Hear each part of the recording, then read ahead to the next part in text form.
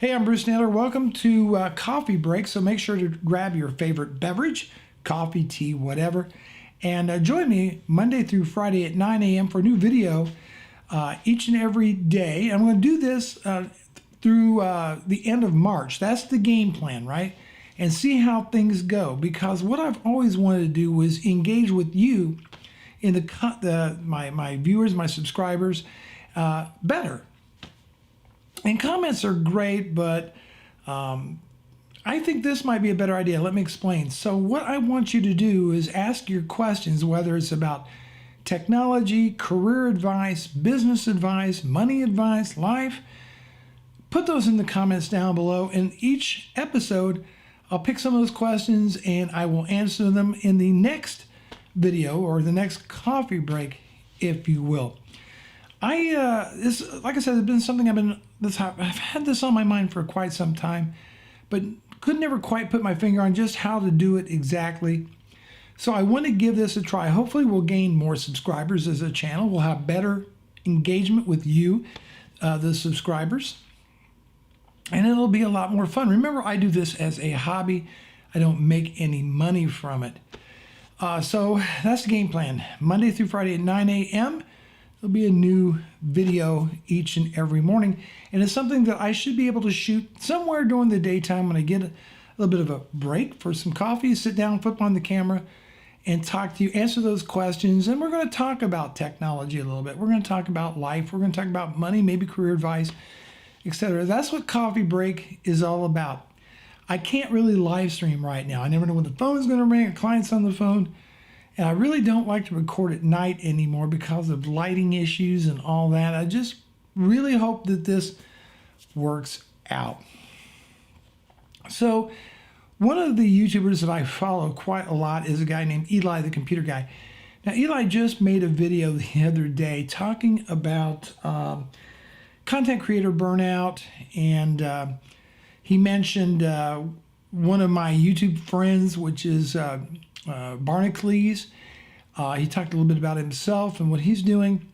If you don't know who he is, and I would imagine quite a few that watch my channel do, he's a technology teacher, if you will. He started his channel many years ago, 7, 8 or more years ago, teaching things that, about technology, servers, routers, Cisco, all this kind of stuff. And he built a number of classes online, and he was doing that way before it became so readily available from other sources. Now, the last couple of years, Eli has been changing his format. I have not too long after I actually started watching Eli, he and his wife got into an RV and they traveled around the country, and he was doing Skype sessions with people for a fee. And now, and then recently, he started going to a talk show format. He's kept that format, but now he's at what he calls Geek Sexy News. It appears that what he's attempting to do is create his own little media organization. He's hiring professional writers, and then he's doing a 2-hour talk show on YouTube and like a podcast. And he's caught some grief for this. He's caught some grief because he has about 800,000 subscribers. And there's a number of people that keep saying, Eli, go back to making those instructional videos of yours instead of your ranting and all this other stuff. Well, I respect what he's doing. This change of format, because teaching this stuff, what he was doing, really wasn't a sustainable business model for him. It requires, it requires a depth of knowledge where you got to stay very current and very active in that field. And you got to have the labs, and you got to constantly changing and evolving. And a number of things that he was teaching about, that kind of market is drying up anyway, and wouldn't draw, I don't think, the views. And so he really wanted to do something that was less stressful. Can't blame him for that. And he has a vision of where he wants to go. Less stress, make a good living. And so now he has Geek Sexy News, this 2-hour talk show kind of thing. But yet, a number of his subscribers has given him grief over this format change. I couldn't personally sit and talk for 2 hours. I couldn't do it. So kudos to you for that. I admire the fact that he's making a real attempt to think long term. Because he brought up an interesting point, which is this is basically a gig for a lot of people that's actually making a living off YouTube. You're not employees. See, they're not employees of YouTube. So they don't have that kind of relationship there. They're just product to YouTube. And they're subject to the whims and the way that YouTube does things. They're subject to the algorithms and decreasing income from AdSense and demonetization and all these other things. So it's really probably not a good long-term strategy. I mean, would you really be making these kind of videos 20, 30 years from now? Well, probably not. So he's really trying to start, I think, a media company for the long term. And I say kudos to him. And understand that sometimes YouTubers change format. Look at Casey Neistat was blogging day in and day out for what, almost 2 years, and suddenly just stopped. And he also took some grief over that, but he's doing some other things that he loves to do. He also mentioned another YouTube friend, an actual YouTube friend of mine, Jerry, aka Barnacles. And Barnacles, I think he's a wonderful YouTuber. Probably has one of the best personalities on YouTube. He's really enjoyable. Check out his channel, Barnacles Nerdgasm.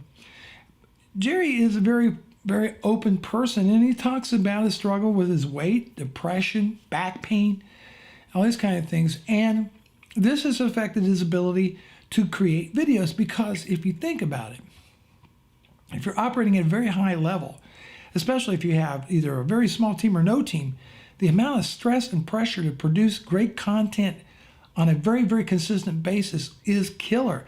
I could not imagine trying to do technology reviews or really high-end videos and try to get 3-5 of them out a week. I don't think I could do it. I don't think I could handle that kind of stress.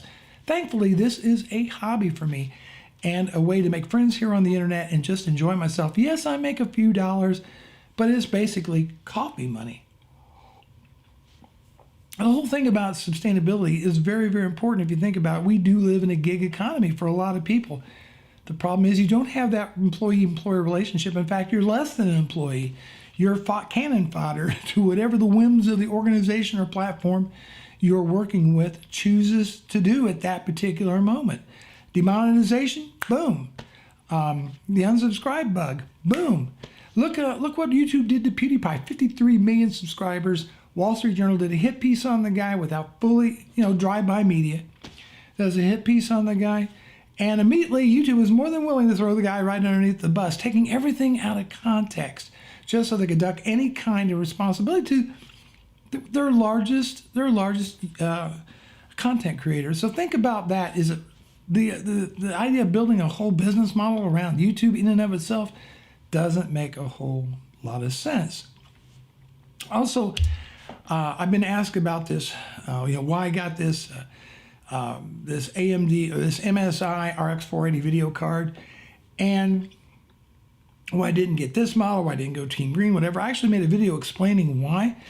But the other thing is, and I don't really think I mentioned this, but my PC is like 3 years old, so this was a much needed upgrade for performance. Not so much for gaming, but more for video editing.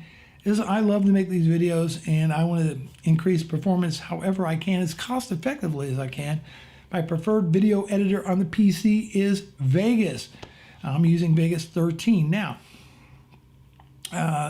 This new video card has made a slight performance improvement, but I haven't done enough with it yet to really have some serious benchmarks. But the other thing I want to talk about is when I do get my next PC, I'm really thinking about Ryzen. I love what I'm seeing on the specs here, and particularly I'm torn between the 1700X and the 1800X.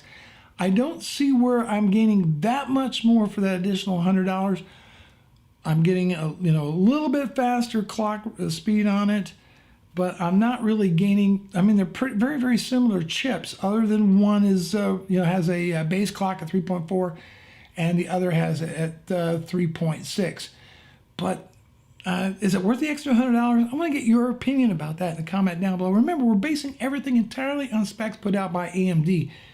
It's the real world testing that's going to tell the tale of the tape. That's a tongue twister. But definitely, I love to see AMD getting back into the game and giving Intel some serious, really serious competition. What I'm seeing holds out in the field Well, I think getting the Ryzen CPU in my next build is an absolute no-brainer, especially if Intel keeps these crazy high prices up. That's it. That's what I want to talk about in this installment of Coffee Break. So leave your questions, technology, money, career, life, whatever, in the comments down below. And in the next episode, I will answer them. And as I said, I'm going to try to do my best to have these every Monday through Friday at 9 a.m. May miss a day here and there if there's circumstances beyond my control, but you get the idea. Hey, enjoy that coffee.